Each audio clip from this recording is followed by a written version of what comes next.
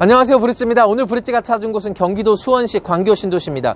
지금 제 뒤쪽으로 공사 현장 보이시죠? 이곳이 바로 경기 융합타운이라는 곳이에요. 그리고 높이 솟아있는 건물은 이게 경기도청 신청사입니다. 자, 오늘 제가 소개해드릴 곳 짐작하셨을 분도 있을 것 같아요. 바로 광교 신도시의 마지막 로또 분양, 마지막 반값 분양이라고 불리우는 이 경기 융합타운 내 주상복합 용지 C6블럭입니다. 자, C6블럭은 경기도청 신청사 부지 바로 뒤쪽에 위치해 있습니다.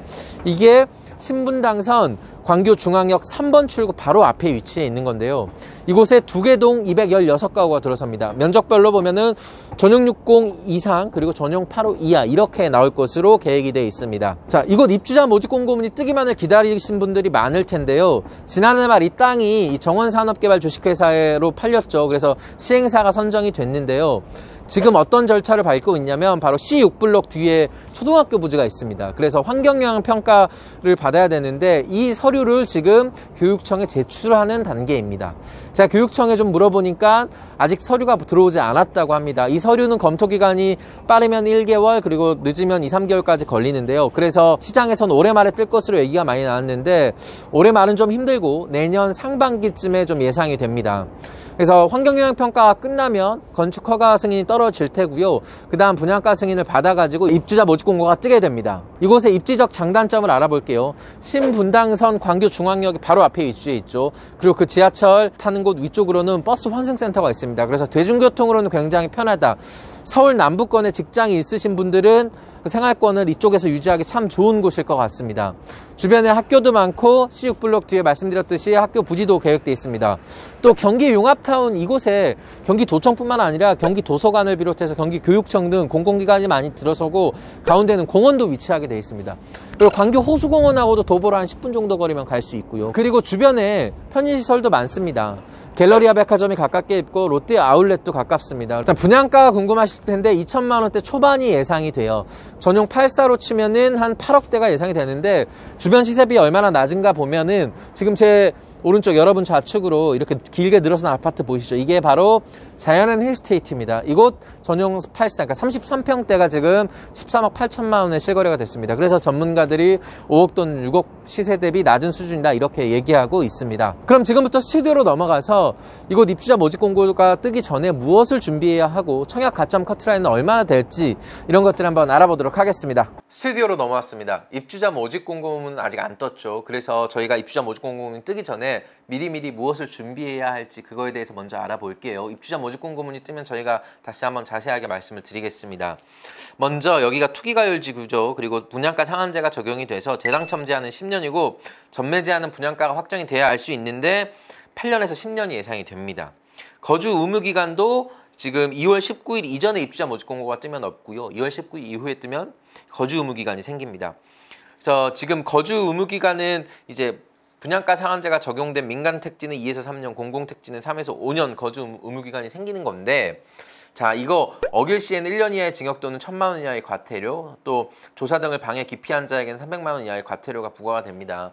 2월 19일 이전에 뜨면 뭐 상관 안 해도 되지만 만약에 이후에 뜬다면 거주 의무 요건이 생긴다는 점 알고 계시고 그리고 이 처벌 규정이 있다는 것도 함께 알아두시면 될 것 같습니다. 내년에 많은 분양이 뜰 텐데 2월 19일 이후에 뜨면 이 거주 의무기간이 생기니까 이 점도 꼭 참고해 주세요. 그리고 지역 우선 공급 기준 볼게요. 수원시 2년 이상 거주자에게 30%, 경기도 2년 이상 거주자에게 20%, 서울, 인천, 경기 2년 미만 거주자에게 50%를 공급합니다.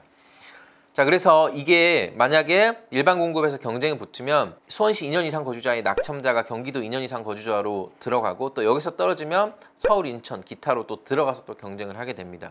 이 점 알고 계시고요. 예치금 조건도 알아볼게요. 예치금 조건은 전용 8호 이하죠. 이번에 모든 물량이. 그래서 서울은 300만 원, 인천은 250만 원, 그다음 수원 등 경기도가 200만 원입니다. 그래서 이거 꼭 미리미리 챙겨 두셔야 합니다. 자, 그럼 특공 볼게요. 신혼특공부터 볼게요. 관심 많으실 텐데 7년 이내, 혼인기간 7년 이내에 신혼부부여야 되고 무주택 구성원 요건이 있습니다.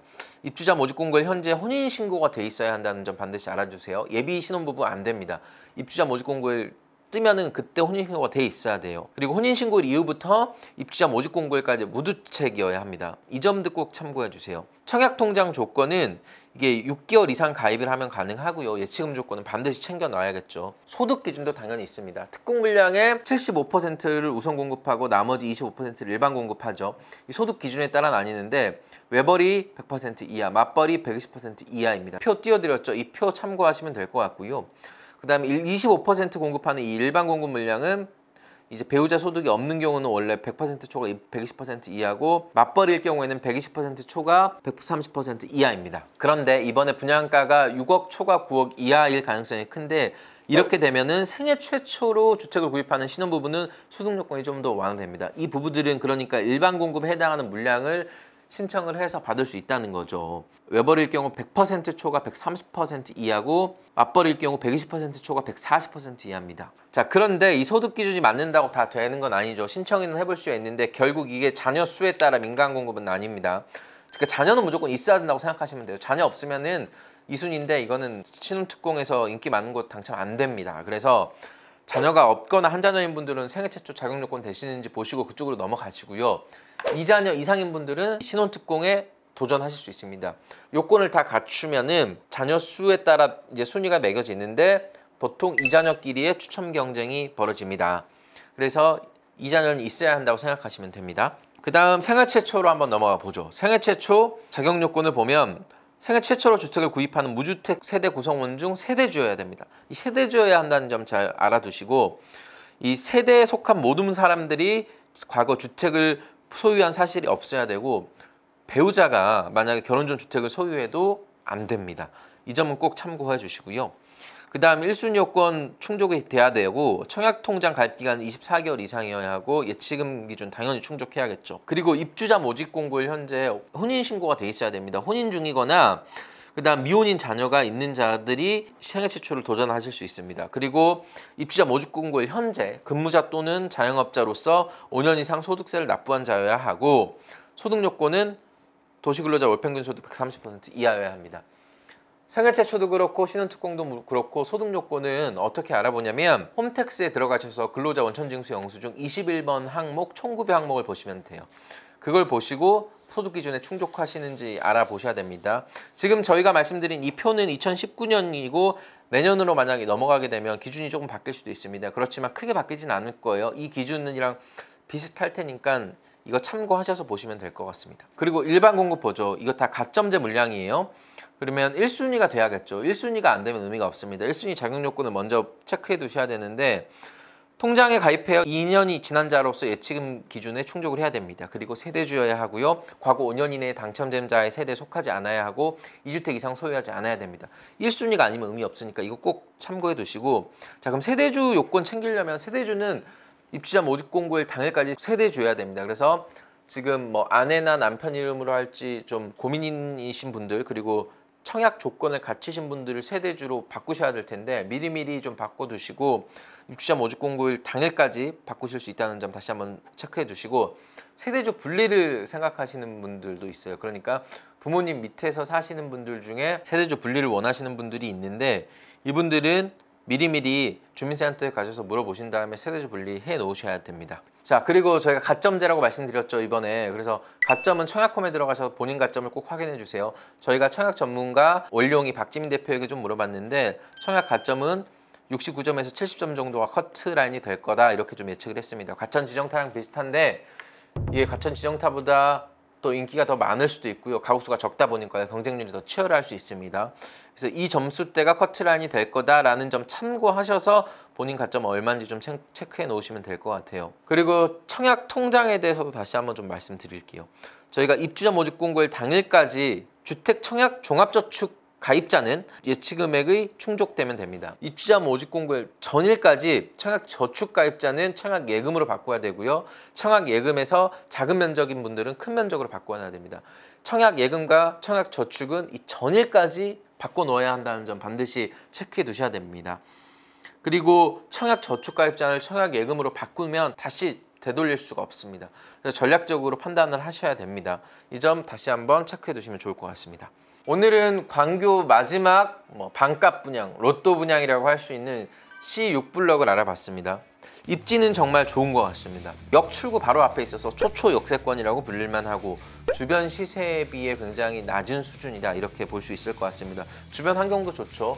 광교 호수공원하고 멀지 않고요. 뭐 학교도 가깝고요. 주변에 일자리도 많습니다. 그래서 입지는 굉장히 좋을 것 같습니다. 이게 입주자 모집 공고문이 언제 뜰지 궁금하실 텐데 지금 계속 취재해보고 있거든요. 그래서 내년 초에 뜰 텐데 이게 만약에 언제 좀 뜰 수 있을지 추가로 추천되는 사항이 있으면 더 설명을 좀 해드리도록 하겠습니다. 자, 올해가 이제 한 달밖에 안 남았습니다. 근데 올해 말에 뜨는 물량들이 좀 있습니다. 힐스테이트 20일 강일이 바로 내일 입주자 모집 공고문이 뜰 예정인데요. 저희가 입주자 모집 공고문 내일 자세하게 살펴보도록 하겠습니다.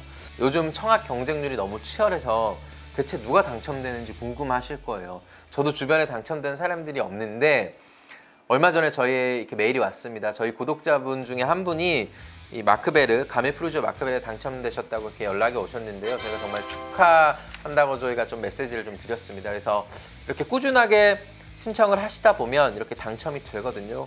사실 여러분도 아시겠지만 주변 시세에 비해 굉장히 낮은 수준이기 때문에 되기만 하면 좀 이득이 됩니다.